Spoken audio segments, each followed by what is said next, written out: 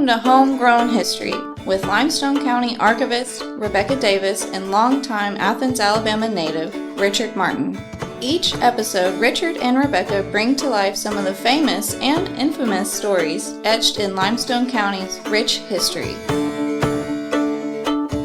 Hello and welcome back to Homegrown History, your Limestone County History podcast. I'm Rebekah Davis, archivist at the Limestone County Archives. I'm here with my co-host. I'm Richard Martin, the oldest one here. That's right, and we've had a discussion. Even today, you're still the oldest one here. Thank God. Yes, we're glad you're here. So we are glad that you're back joining us again for the second part of our discussion with David Malone and Charlotte Fulton about the history and stories of Trinity School that was here in Athens from 1865 to 1970. It was the only high school for African American students from when the war ended all the way up until desegregation. And if you haven't listened to the first episode, go back and listen, because you're going to want to hear all the groundwork that we laid, and especially some of David's insights as a Trinity graduate who has stayed active with the school ever since, continues to.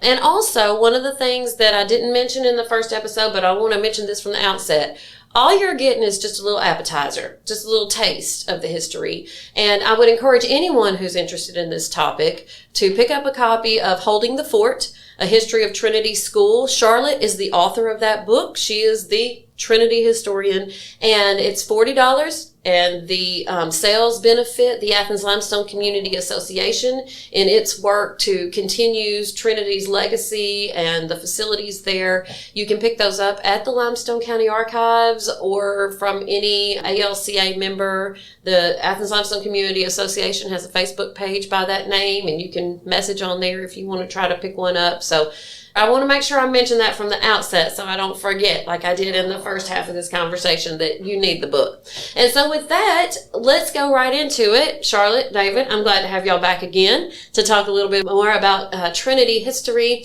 Just in a nutshell, when we wrapped up, we had talked about how Trinity was established downtown by white missionaries to educate former enslaved people. And in the beginning, it was people from all ages who were wanting an education.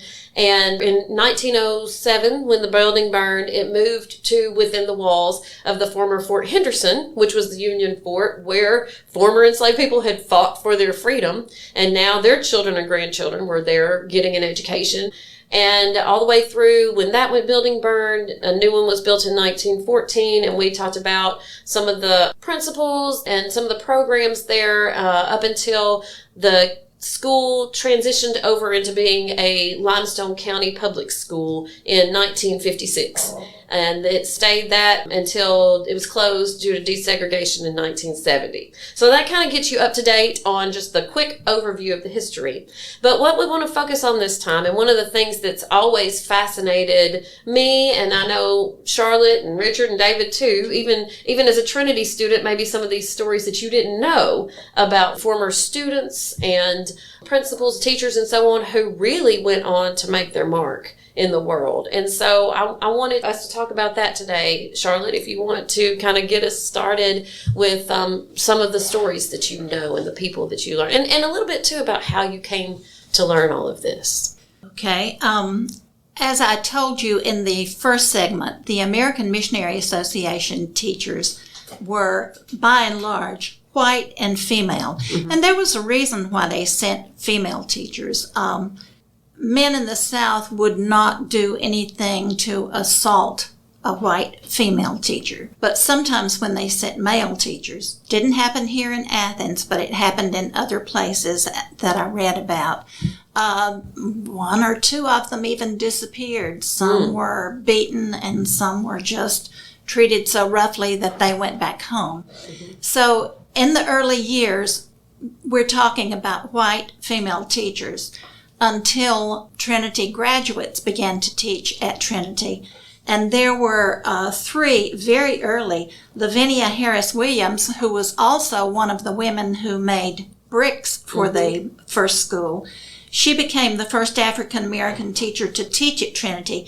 She graduated in 1887, but she started teaching in 1892 because her husband, who was pastor of Trinity Congregational Church here, had died, and she had 2 children and no means of support. She had some education above high school, but she didn't have a college degree, and she taught there.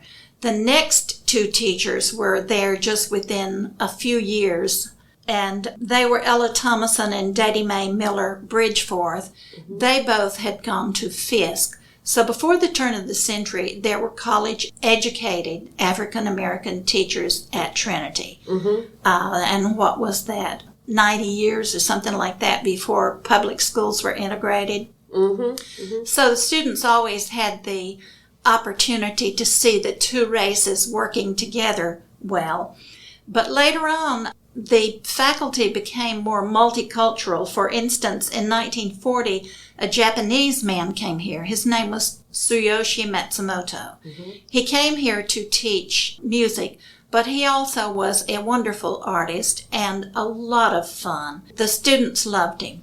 But you know what happened in 1941 when the Japanese bombed Pearl Harbor, and the FBI showed up to pick up Mr. Matsumoto. And wasn't he out going for a walk and just didn't come back or something like that because the FBI nabbed him while he was on his walk? I'm not sure about that. I talked to Miss Wright, whose husband was the principal at the time, and she talked about them coming in and going through his room with a fine-tooth comb and taking some things out, I guess, that they thought might be pertinent to their case. But one of the reasons why he was suspected is that as an artist, he was always out drawing things. And I think maybe people saw him, knew he was from Japan, thought maybe he was making plans and drawing diagrams. And so they became very suspicious of him. But he spent a few months in detainment, and then he was released. But Mr. Wright felt that he couldn't guarantee his safety here because there was a lot of hostility toward the Japanese. So he was sent back to his home. Another person that I want to mention on the faculty was Mary Emma Perkins. Now, she was one of the white women that I mentioned, but her dedication was just outstanding. She came here in 1889. She stayed here almost 50 years. And when she died, by her own request, she was cremated and her ashes were scattered on the campus. That's right. I wanted to mention her because, to me, she is the symbol of dedication. And there's actually a monument to her still in front of the pond there at the Pincham-Lincoln Center, isn't there? Yes, there is a reminder of her, as if we could ever forget her. Another faculty member during the 40s was an African dancer. He had come to America to get an education at Hampton, and there he joined a dance troupe that became very famous and performed in New York City. I'm not sure how he wound up in Athens, but he did. And I talked to another teacher there who said she had been a little bit of a dancer in her lifetime, and so she and he did some dances for the audience there, for the students. And there was one white Southern teacher, the only one, female. Her name was Beth Torrey, and she had been an African missionary before she came to Athens, and after she left here, she went back to Africa. But I'm sure people thought, what in the world is she doing here? Why did she come to Athens? Right. And then the students were equally amazing. Every decade had many outstanding students, many more than I'll mention here. You probably know about Patty Malone, who was a student here from the 1860s, and she was sent to Fisk early because she was so... and that's Fisk University in Fisk Nashville. University in Nashville, yes. Because she was so talented in voice and piano. And I guess Miss Wells felt that she had given her all the training that she could give her here.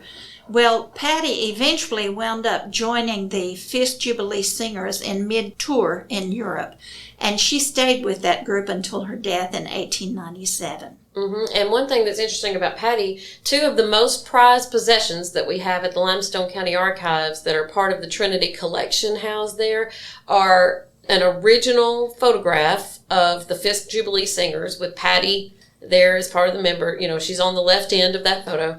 And we actually have her opera glasses that she carried with her on that trip to Europe when she toured with the Fisk Jubilee Singers. And that was the tour where she actually sang for the Queen of England, wasn't it? Yes. I had mentioned Lavinia Harris Williams, who was the first African American to teach at Trinity. The two other early ones were Ella Thomason, whose father and grandmother were among the very earliest Trinity students. Mm-hmm. And the third one was Daddy Mae Miller, who followed soon after her. Both of them graduated from Fisk. Daddy Mae Miller married George Ruffin Bridgeforth, who also was a Trinity graduate of 1894. He studied at Talladega. He became the first African-American graduate of Massachusetts Agricultural College at Amherst. Wow. And from 1902 to 1918, he was at the Tuskegee Institute, where he taught under Booker T. Washington and with George Washington Carver. After that, he became the superintendent of Industrial and Educational Institute of Topeka, Kansas, which they called the Western Tuskegee. Mm-hmm. And then he came back after his retirement in 1926, and he taught at Trinity. So he brought a lot of experience with him. He had a cousin named Susa Bridgeforth, who did not graduate from Trinity, but he attended there. Then he moved to Nashville. He bought a nightclub that hired performers including Little Richard, Aretha Franklin, Etta James, B.B. King. Wow. Then he bought the Birmingham Black Barons and played for them. And that's one way to ensure you get a place on the roster, yes. isn't it? He played for them until he was 42. And when he died just a few years ago, he was the last living African-American owner in the black Negro yes, League. Yeah, Negro League. That's interesting. And George Ruffin is the Bridgeforth that Lincoln Bridgeforth Park is named after. Is that right? That's correct. Which is adjacent to the old Trinity School. And most people around here call it the fort. Yes. Call that park the fort. And his home is up near the fort. Oh, okay. And we'll get to Lincoln here in a minute too, won't we? Right. Not Abraham. Then there was Dean Yarborough, who graduated in 1917 from Trinity, and he was 14 years old when he graduated. Wow. He earned a Ph.D. at the University of Pittsburgh.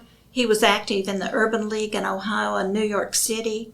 He taught sociology at Wilberforce in Ohio. He became president of Lane College in Jackson, Tennessee. I want you to remember that Urban League because we had all through the different decades, we had people who formed units of the NAACP or acted as the head or were in the Urban League or established early childhood education programs. So there were continually people who were working for education, for civil rights, for human rights. A little earlier than that, right around the turn of the century, in 1901 and 1906, respectively, we had two graduates who went on to become medical doctors. They were Alexander Collier and Franklin Noah Turner. They both graduated from Fisk and Meharry, and they both became practicing physicians. Then there were brothers. How common was that back then for a black man to be a practicing physician? Well, not very common at all. This community that I can think of just had 4 or 5 in those early years being up to 1950 or so. Mm-hmm. So, yeah. I remember one that lived on Brown's Ferry, Dr. Payton. He was a doctor when I was a child. In fact, I was hit with a rock and he had to sew my eye up. Oh, wow. Yeah, you remember that, don't you? Yeah.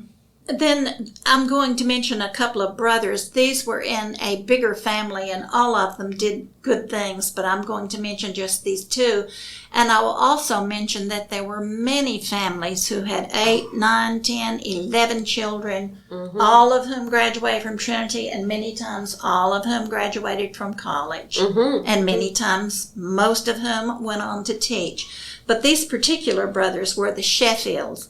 Leon Sheffield, who graduated in 1930, and his brother Oliver, who graduated in 1934. They both became educators. You may be familiar with the Leon Sheffield name in Decatur, the Leon Sheffield Magnet School. I was going to say, I know I recognize that Yes, name. So that's down in Morgan County, Yes, Decatur. that was named for the Trinity graduate. His brother Oliver became a chemist, and he was a co-author of a 15-volume reference book called Encyclopedia of Explosives. Oh, wow. He helped found a college, the County College of Morris in New Jersey, and the science building there is named in his honor. And that's just one example of people whose names appear in buildings or are otherwise in the public eye these days who are Trinity graduates. Bertha Kane Ball, who graduated in 1938, taught in Portland, Oregon, and she was a founding and a lifelong member of the NAACP in Vancouver, and she worked for civil rights there.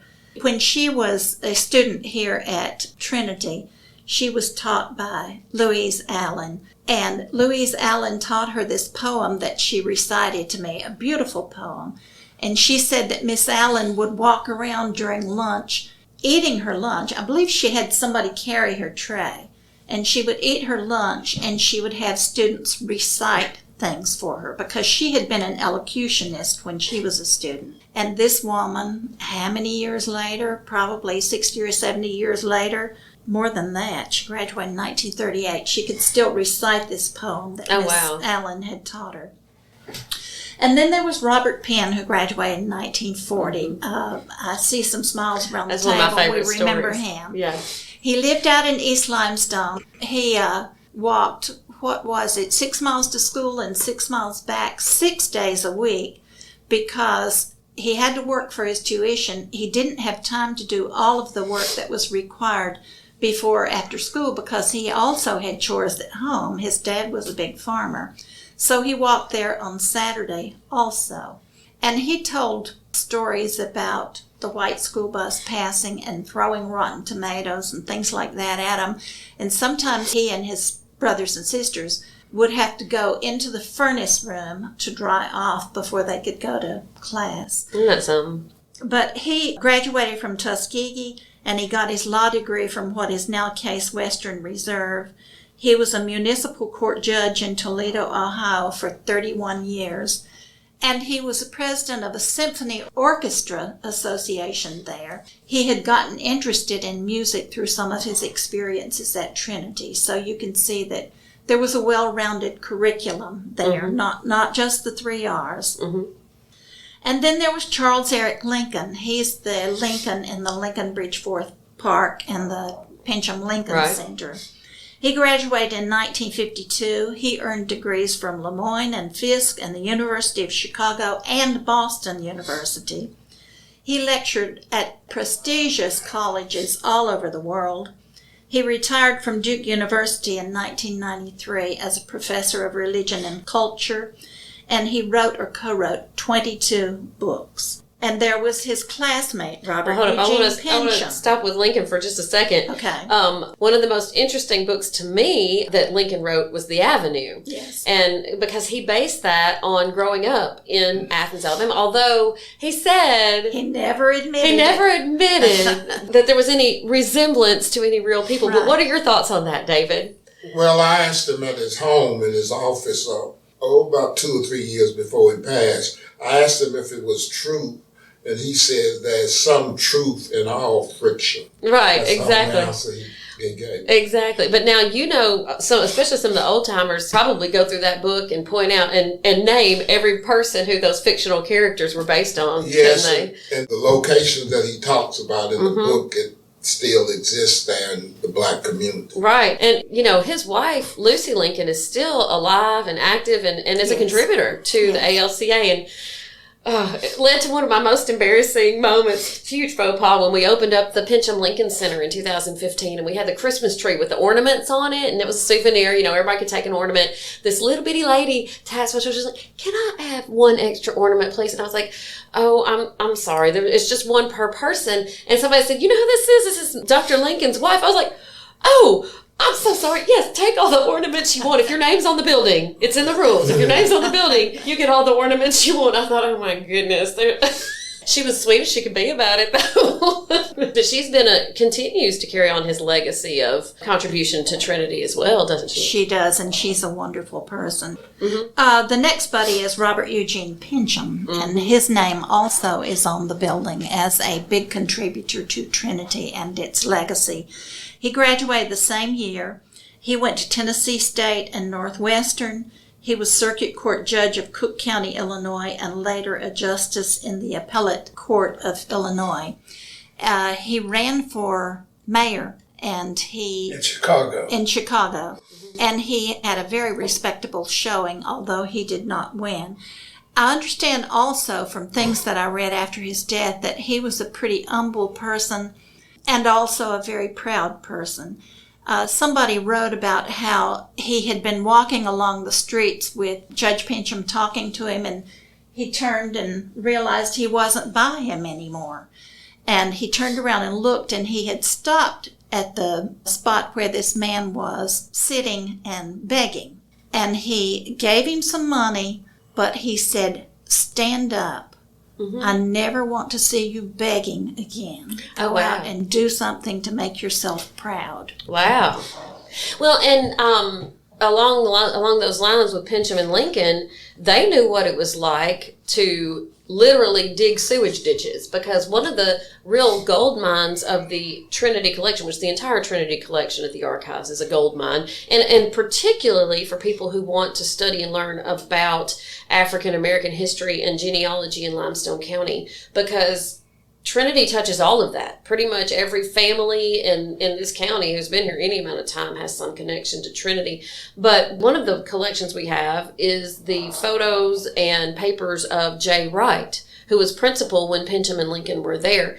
And there's lots of good papers and things, but he was a bit of a shutterbug and really liked having the latest technology. So he actually took color pictures in 1940 of scenes around Trinity, including Judge Pincham as a teenager in the basement digging the sewage ditches, because that was Wright's thing. His whole motto was learning by doing, wasn't it? Yes. And so he had students, have a bit of a practical education in addition to, like you said, the 3 R's. But Pincham knew what it was like to have to get down in the dirt. And then he, still carried that with him even as he rose to some of the... But one thing that he did tell me while he was attending Trinity is that he often went shopping for the teachers there at Trinity. And the reason he did that, it was because the merchants in Athens wouldn't sell them anything because they were trying to teach black people to read and write. Mm-hmm. Good story. We're still in the 1940s. There were a lot of amazing people during that period, and one of them was Daisy Tibbs. She was an orphan, as many of the students were in early days, but still in 1943, here was this orphaned family of 3 children, I believe, going to Trinity. Daisy went on to earn her degree in home economics in Oregon. And following World War I, she went on a mission to Hiroshima to build homes for the people who had been bombed there. And her name is on a plaque at a recently opened museum in Hiroshima. It's one of the houses they actually worked on. I think that was pretty amazing to have someone recognized for her work in Japan. Right, exactly. Then there was Charles Tisdale, also around 1943. He gained attention for his journalism, for his coverage of the Emmett Till case. Yes. And later on he became owner and publisher of the Jackson Advocate in Jackson, Mississippi. So again, a big advocate for civil rights. And then James Watkins in 1969, it continues right up until the present. James Watkins graduated in 1969. He became a world-renowned ceramicist. His work has been shown in the Smithsonian. It's on permanent display in Japan. He has taught all over the world. He's co-authored 2 books, and he's the subject of another. He's a professor at the College of Architecture at Texas Tech in Lubbock. And he got his inspiration from things like the shapes in the cotton mills. He would draw on little matchboxes. And they didn't have the money to buy art paper, so he would use old calendars that his mother saved for him. Wow. And he would do his art that way. That's cool. And then there's Robert Mayberry, who was one of the ones who didn't get to graduate there. he went to Tanner to graduate after integration. He got his PhD from the University of California in Berkeley. He's been a senior epidemiologist at the Center for Disease Control and Prevention in Atlanta. He founded his own company to provide scientific expertise for health and human service organizations. And I'm not going to attempt to name the educators and the ministers who have graduated there, but I will say so many of the pulpits and the teachers' desks have been and still are being filled by Trinity graduates. So it's just an amazing, ever-expanding contribution to culture and society and science and the military and all facets of life. Exactly. And this just skims the surface. And like you said, if you want to know more, the book goes into a lot more detail. And I appreciate you sharing all those stories. And just to kind of wrap up our discussion, because I know our time is running short, I want to talk a little bit about what's going on with Trinity today. So after Trinity closed in 1970, the building sat empty until about when, David? It sat empty until probably about 1980. Now, was that when the ALCA was originally formed? Around that time, yes. Okay, Athens-Limestone Community Association. And that sort of sprang up out of Trinity graduates all getting together for a reunion, didn't it? Yes, we had a reunion on the yard there. And I think it might have been about 81 or 82. I have pictures of my daughter Cecily at 2 years old on the lawn there. And Judge Pincham came down for that reunion. And at that time, the auditorium still exists, so we had a program in the auditorium. And I think at that time, he gave $1,000 to the Trinity organization at that time, ALCA. First seed money, huh? Yeah. But one thing that amazed me about Trinity, the people that finished school at Trinity went off to college and came back to teach other students. That's now right. That, you know, like when I was there, we had Benny Higgins and Carrie Gordon, class of 49. Right. We had Ela Washington, the class of 53. Her sister, Artine Campbell, class of 57. Then we had Maddie Murray, but there was so many, I can't name them all, that left Trinity, went off to college, and came back to teach Trinity students. And this was even more remarkable when you consider this was during the time frame of the Great Exodus of a lot of black families from the South to head north for better opportunity, and yet they were coming back.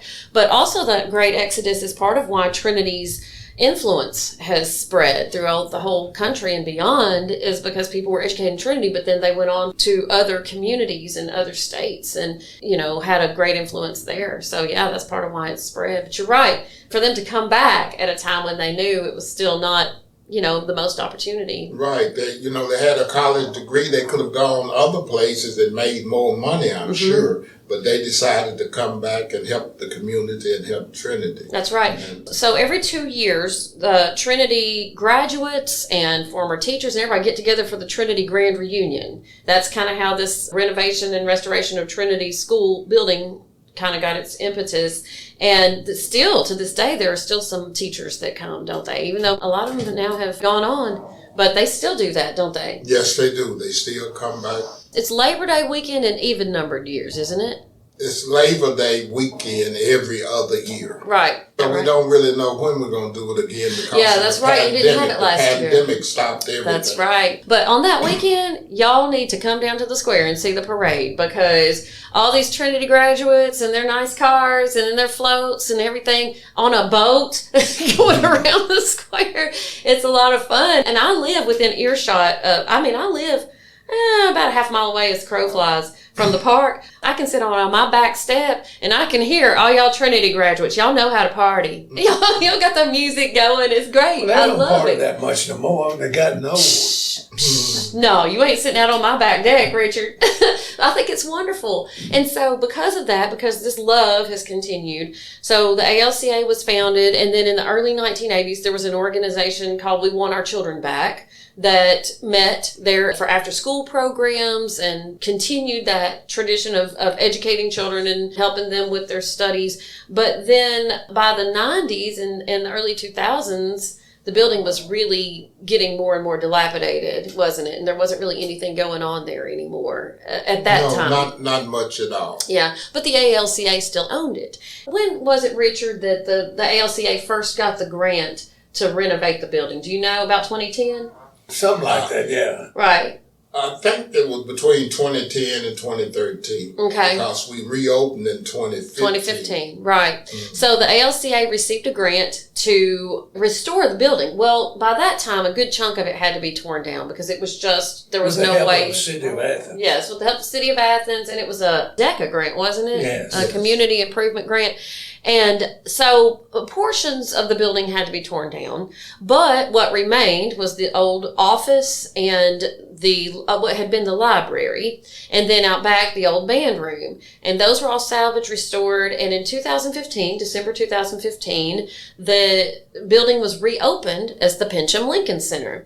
And it's still open to this date. Now, is it open for rentals again yet? Yes, it is. Okay. We're renting again. That's wonderful. So that's a community center that anybody can rent out. It's also being used as a voting precinct, which is, I think, super important to have a voting precinct right there in a predominantly black area that's close enough that people can walk to, or, you know, is a safe place to go and vote. And it's been used for a lot of other community events too, hasn't it? Yes, it has. And I'd just like to mention the board of directors. Yes. Of course, you and Charlotte served on the board, did excellent jobs, but throughout the years, we've had other board members that have gone on, but we've just had a great group of people to work with. And one thing that's interesting about it is it's almost always been a mix of black and white people, older and younger people too, hasn't it? Yes, it has, always. Throughout the years. Everybody has always worked hard, and everybody cares, and that goes back to the love. It does. The board members, even though they didn't attend Trinity, and a lot of them were white, they still had that love for Trinity. Exactly. So, and it still exists with the board members we have now. Exactly. And so last year, the ALCA worked with the American Battlefield Trust to draw up and design and install 6 historic interpretive panels that are located in strategic points around the campus that you can go up there. Even if you don't go in the building, you can go walk around and see these different panels that tell the story of Fort Henderson, the battles there, and then the establishment of Trinity. So anyone can go. It's got, you know, pictures from our archives and from the American Missionary Association archives. And so that is there. And Richard, I want you to tell us about one of the things that I know has been a push for you to try to get done for the past few years that the ALCA is working on now, the Fat Man's Trail, as you call it. We're trying to build a fort back, and we want to build a wall about 3 feet tall and about a foot wide at the image of what the fort looked like, and we're going to call it the Fat Man Diabetic Trail.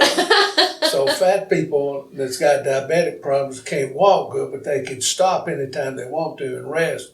But we hope the state of Alabama will accept that, and we build that back, and that would be wonderful. Right, and it would follow, so the outline of Fort Henderson was like a 5-pointed star. And so this wall and the walkway beside it would follow that outline and sort of recreate that. And now the ALCA is still talking about wanting to put up a monument as well, aren't they?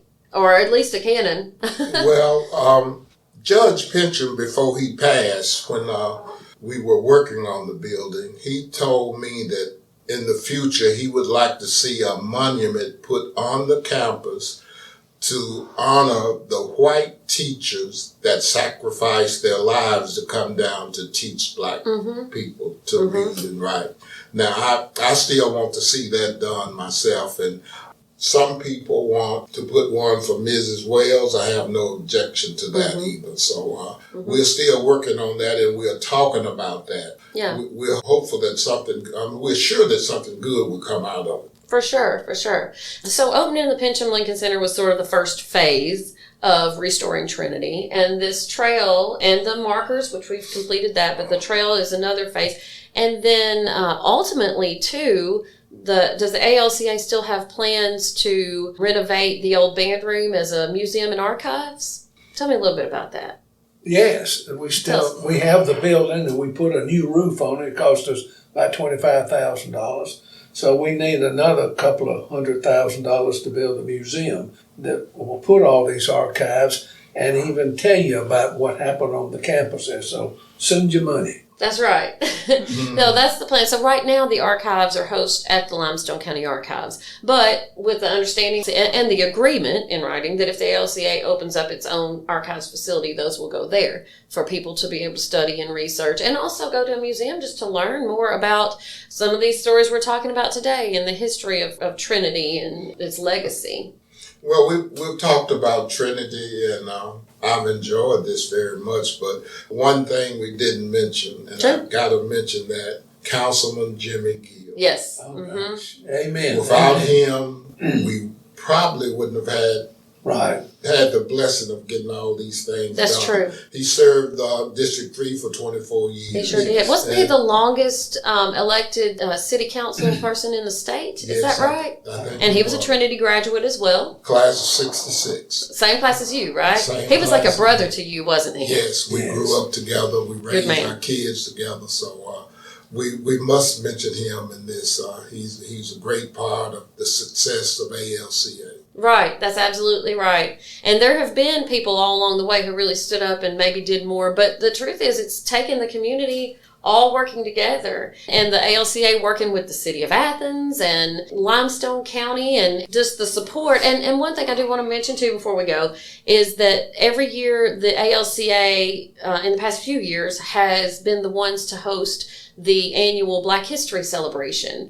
And there have been some amazing programs that have come out of that. I know Charlotte helped, a couple times you've helped write scripts of Holding the Fort as a play, and then there was also a show that was put on that kind of highlighted some of these people who were involved with Trinity. And I know Robert Mayberry that we mentioned, he came to speak one year. And so the ALCA is not just about the facility there, it's also about providing these contributions to the community that help enrich our lives. And so that's a really important part of what the ALCA's mission is as well, and that provides this community. So usually every February, the ALCA helps make that happen, the Black History Celebration. So as Richard mentioned, the ALCA is always accepting donations. Your Right. donation. So much of what has happened is there's been grants, there's been appropriations, but a lot of this is just, I won't call their names, but I know there was one graduate who sends in $20 every month. Every single month donates $20 to the ALCA. And a lot of this is just grassroots people who care about Trinity contributing. So if you're interested in donating to Trinity, you can send your donation to the ALCA. It's P.O. Box 1476, right? Correct. Athens, Alabama 35612. Just make it payable to the Athens-Limestone Community Association. Once again, if you're interested in the Holding the Fort book, and there's also a Trinity 1964 cookbook. 62. 62, that's it. That has been reproduced, that we also have available at the Limestone County Archives for purchase, or from an ALCA board member. So yeah, there's lots of ways you can support this effort. Another way that you can support the effort of the Brick Project. Yes. We sell bricks. You don't necessarily have to have attended Trinity or graduated from Trinity. If you want to put your loved ones or family members on this wall that's at the entrance to the Pincham-Lincoln Center, you can purchase a brick for $100. Yes. And you can put as much as 18 characters per line on a Right. brick. So Right. the forms are available. You just contact me or any of the board Sure. members, and we can get the forms to you. That's right. And go like the Athens-Limestone Community Association on Facebook, because that's where a lot of this information is, and you can also keep up to date on events. So with that, I think we're going to call this a day. Once again, thank you both so much for joining us. I really am so excited we got to talk about this today, and we could talk about it for a long time, but we got places to go and people to see, don't we, Richard? That's right. Let's go. All right, with that, I'm going to sign off. I'm Rebekah. I'm Richard. Y'all join us next time for another episode of Homegrown History. You've been listening to Homegrown History, presented by the Athens-Limestone County Public Library and the Limestone County Archives in Athens, Alabama. For more information and to submit questions or suggestions, please visit limestonearchives.com. And to hear other recordings from our Library Voices series, check out our website at alcpl.org. You can also listen on Spotify and Apple Podcasts.